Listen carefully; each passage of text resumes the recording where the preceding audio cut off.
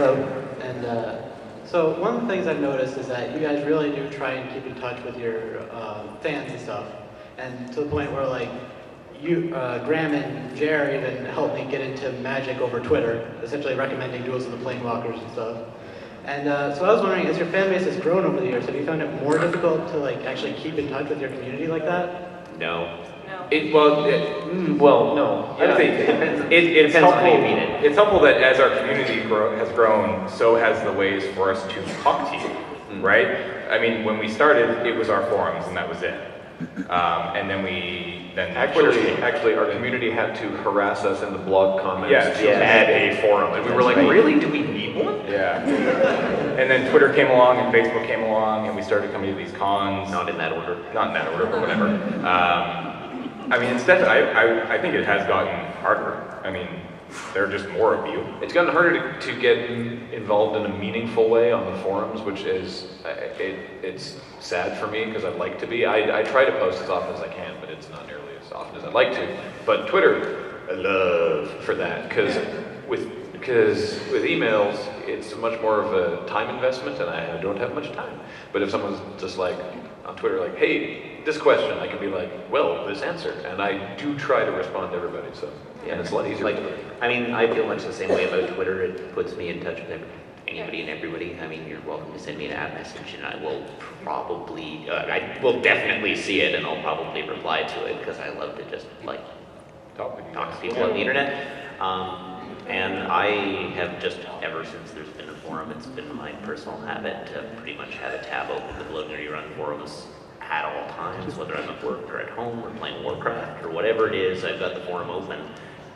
So I actually haven't really found it super hard to stay involved in our forums. That said, I mean, most of my time spent on the computer is spent playing Warcraft or not working. So, I mean, Graham is sort of in a different situation where he's like actually having to do stuff that like requires a degree of attention that my job does Anybody not. recording this? Because I would love to send it to Matt's boss. Thank you, cool. Thank you. But yeah, Sorry? the Twitter account? The question? Sure, I'll do it right now. And we have a Facebook page, and if you post on the Facebook page, I will answer back. I would say probably 80% of the time it's actually me updating the Facebook page. So we try to make ourselves available, but if not, you can Twitter. We are Matt, James, Kathleen, Graham _LRR on Twitter, and it's like Matt, James, Kathleen, Graham at loadingreadyrun.com, and we will try to answer emails, talk on the Facebook page. If you want to get a hold of us, you can, because I much prefer Twitter. I will answer If your you want to emails. reply, I much prefer Twitter. If you don't mind languishing in my inbox for up to a month, do that. Do not PM me on the forums, I barely read them. Yeah, but I mean, basically, we try really hard to sort of engage our fans because we're just really thrilled that you think what we do is funny, and chances are if you think something that we do is funny, we probably have the same sense of humor, so we'll probably enjoy talking to you and just want You to all like have good taste. chill.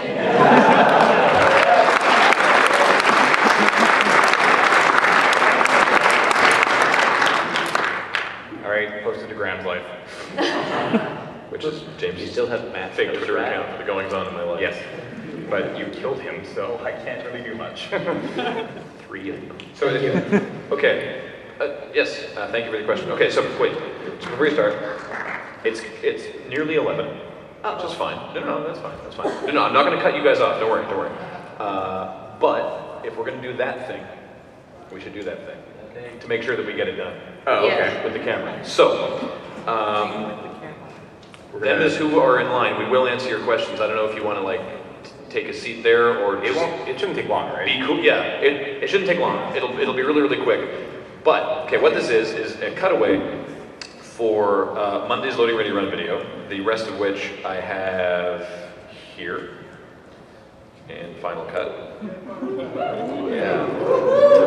I think Cam and Paul there. Yeah. Classy. So there's a cutaway in there. There's a cutaway that needs to go in there, and to get the ideal shot, I'm gonna need to do a little bit of racial profiling. That's racist. I just said it was. I just said it was. No, you made it sound happy and gracious. Call it what it is. So it's a cutaway that we need 2 Asians for, because I'm not sure how many. Oh, okay, great. There's 4, 5. All right. Somebody knows me. That's racist.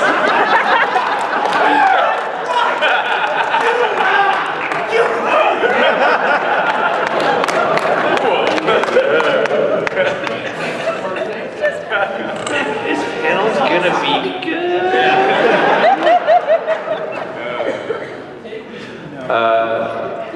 Yeah. We could have, like, if we could have everybody who's standing up. Okay, sure. Yeah. What just? That's true. That's true. Now, technically, you're meant to be people working at. You're meant to be like software engineers or hardware engineers working at Sony. Really? All right. Cool. So. Verisimilitude. Sure. If those who fit the bill want to come forward. Just say it like it is, all Asians to the front. This. We are so sorry. So, okay, we put out that call on Twitter recently. Like, we put out that call on Twitter recently for extras for the video of the PTA meeting.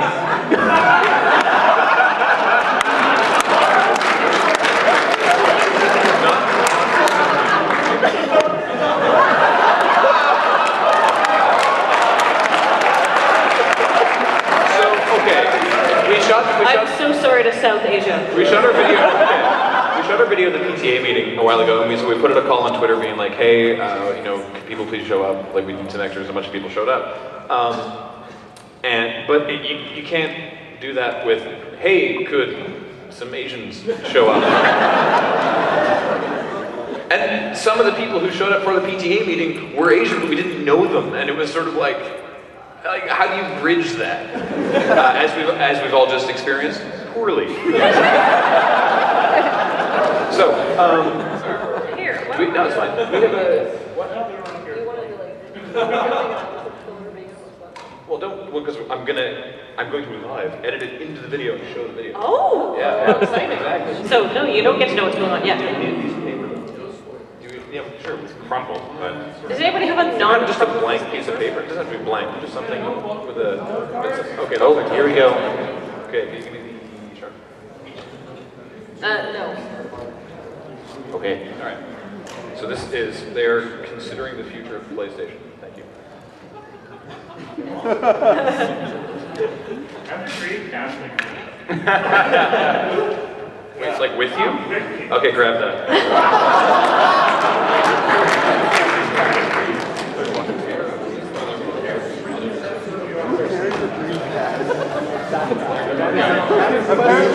Apparently Team Rocket. So Maybe he's hold on. Let's take this down a notch. We're in adults territory. Let's kill some time here while Graham is working on this. Take the pressure off him. Is everybody aware of my ridiculous PAX filler joke tradition? Yeah.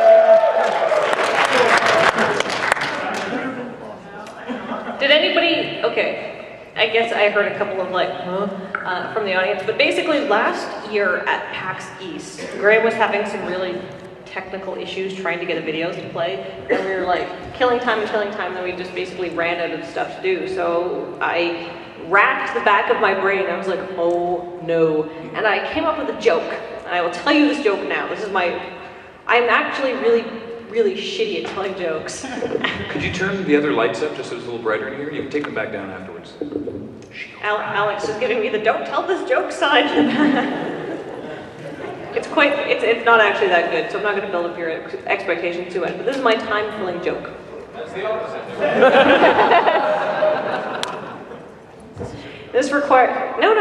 But it does require you to use your imagination. And imagine that I'm a man, or a lesbian. So I'm sitting on the bus, I'm going to work one day, and I see this beautiful, beautiful girl. And I think, ooh, Oh no, I do have to be a man for this joke. Okay. I'm a man. And I think, oh, she is gorgeous. Ooh, don't get a boner. Don't get a boner. But then she did. So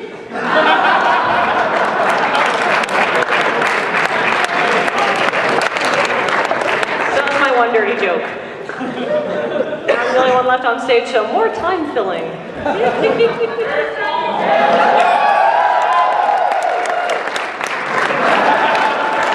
Taylor Swift! Caramel dancing! Not encouraging her. Okay. So what I need you guys to do, I'm just saying a lot of stuff to understand what's going on, is you are considering the future of the PlayStation brand, which is why you got a little thing here that says PS4, Orbis, which is apparently the code name, PS4. Sort of a bunch of, get on the other side of the water cooler. Pretend that this is like a water cooler in an office.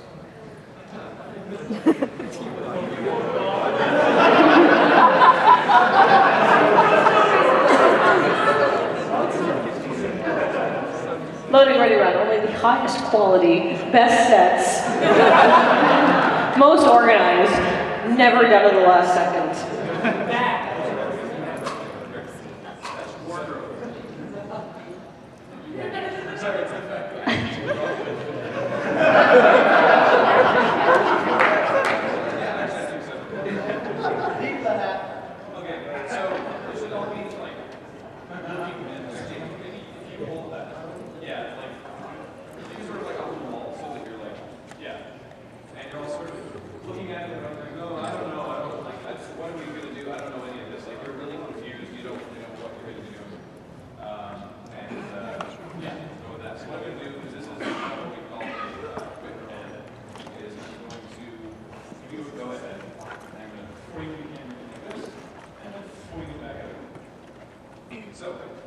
Since you have the Dreamcast, are you sort of looking at that and looking at the Dreamcast and like, no, this is not going to work? And then, yeah. Okay, cool. And then, no, that's fine. And then the rest of it just sort of exchange looks between each other and that. Like, we don't know what we're doing. We don't have any ideas. We're in some serious trouble. So, back up to the dead here.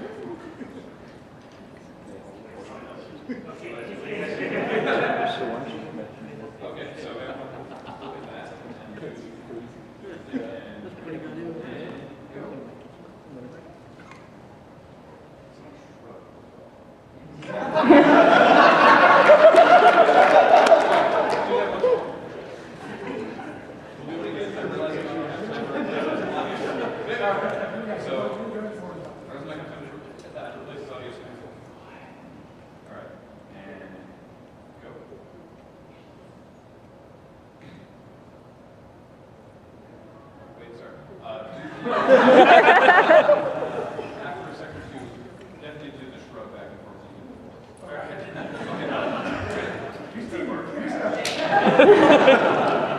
Okay, here we go. And go.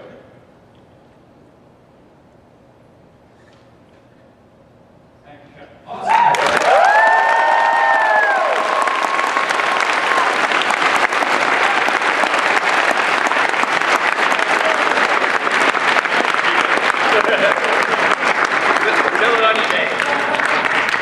Thank you, Asians of PAX.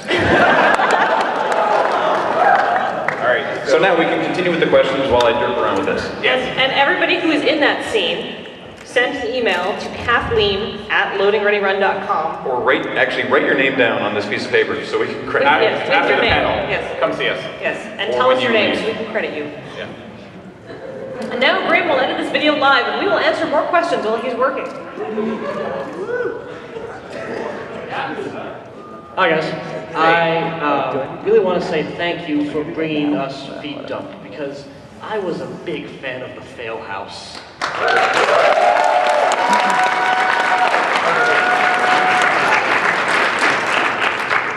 And when that stopped, I was like, I don't have any more fail.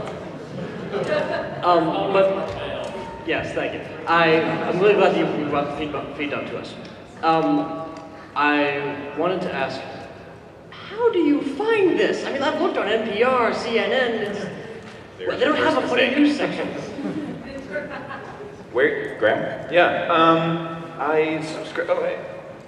I mean, the name comes from the fact that it is literally a dump of some RSS feeds that I subscribe to. Specifically, the two main ones is is it Reuters? Odd News, I think it is, and the CBC.ca. They used to call it the diversions, but now the diversions are like games and stuff. And I think it's actually just CBC Odd News, which is where most of the LOL Canada stuff comes from. Come back. So just, if you just search the Odd News, you'll probably find it. All right, I did have one other question, but I need to assume a different persona. I'm sorry? I've often heard of this Bradley Rains. He does the music for you, yeah? I have seen his website, it's very nice. And I'm a big fan of all the music bits in your shows, the crewman Matt Biggins and all that. How long does it take Bradley to typically produce the songs for your videos? I'm not entirely sure, because the thing about Bradley is that he lives in Mississippi. And we've never actually met. I'm going to move this because I realize it's blocking people. It was really funny actually because I'd never even spoken to him outside of email once when he actually phoned me out of the blue. I can't remember why he had my phone number, but he phoned me and I answered and he was just like, is this Graham Stark? Yeah. Oh, hey man, this is Brad the Rains. How's it going? And I'm just sort of like, what?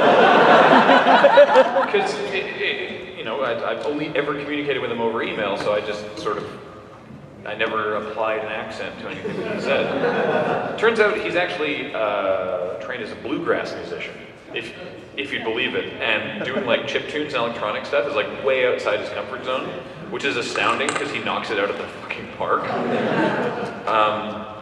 But I don't actually know how long it takes him because we don't give him long enough. No, we don't. And he still does it. Like, he definitely works in a similar sort of time frame as I do, which is like, now. So I really couldn't tell you. I mean, like, I have done things where it's been like, we need this for this weekend because it's going up on Monday. And he's been like, all right, cool, I'll get it to you tomorrow. I'm like, how? How? So, probably... And the thing is, but I don't know how many hours he's putting into it, so I don't know. Dark magic. Yeah. I would say it takes him more time than we give him. Yeah. But if you guys do like the music and Let It Gritty Run videos, most of it is now all original. And if you think it's cool, go visit bradleyrange.com or just, you know, buy something from the Let It Gritty Run store because we have so much music up there. All the songs you can download on the store, obviously some of the money goes to Bradley. So. And we're going to try harder, I think, to at least, you know, I'd like to get Bradley up for a desert bus one year or something like that. And it's on my long list of things to actually put him up on the contributors page and give him the recognition that he deserves. So if you like his music, track him down and send him an email and say, Bradley, you do a great job, because I just don't think he gets enough recognition. Thank you.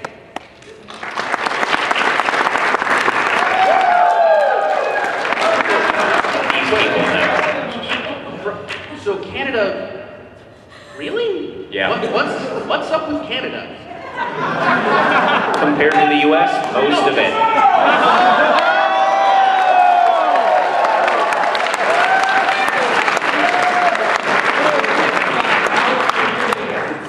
I think the audience said it best there. Fair enough. Last question. Given the obvious influence comedically, your favorite Python or MST sketches or films?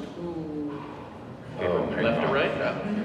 If not favorite, then really memorable. You know, something you can remember now. You know what's amazing about Monty Python? Because I was Kathleen about a year or two ago got me the whole series on DVD, and you forget when you think about Monty Python, you think of the classic sketches like the Cheese Shop and Dead Parrot and stuff, and you forget how well the episodes were structured. That you're really like they flow through like all back and forth through the episode like amazingly well, and I think I think one of my favorite sketches that gets forgotten because it flows more in an episode and doesn't work on itself